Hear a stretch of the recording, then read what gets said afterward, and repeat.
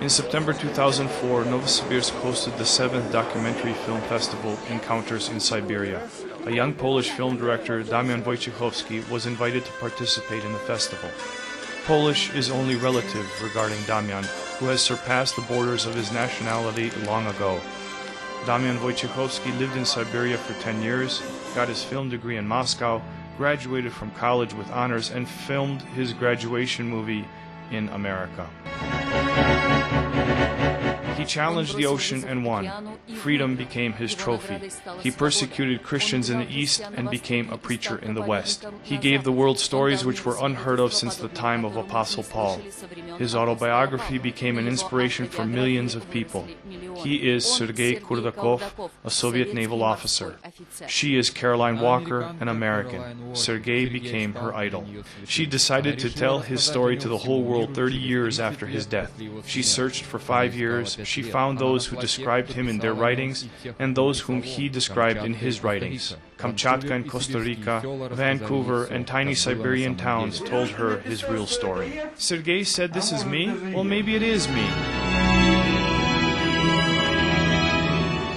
Damian managed to demonstrate a complicated plot surprisingly well, and most importantly, he opened the soul of a person with an intricate history and destiny. This person lived here in Novosibirsk, and we found out about him thanks to Damian.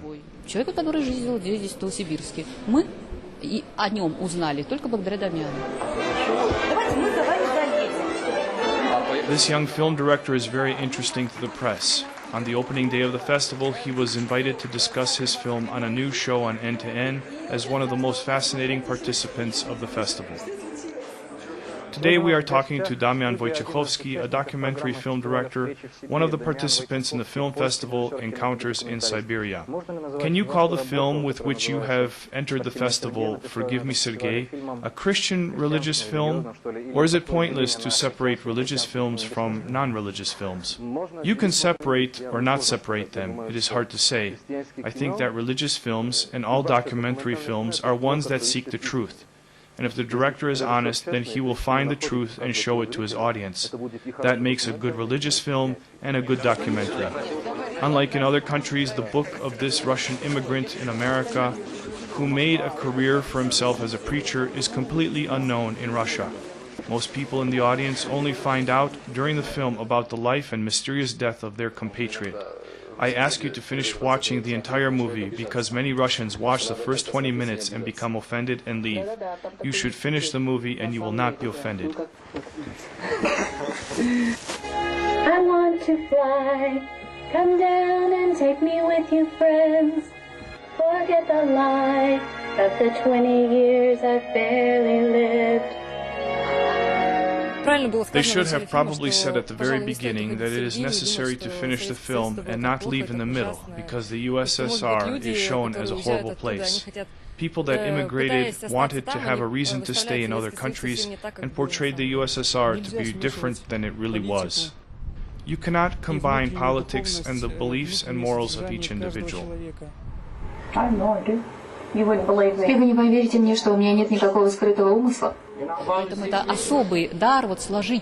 It is a gift to be able to put together a story like this. Damian did it wonderfully. I think that what helped him was his own view on people's beliefs and his professionalism.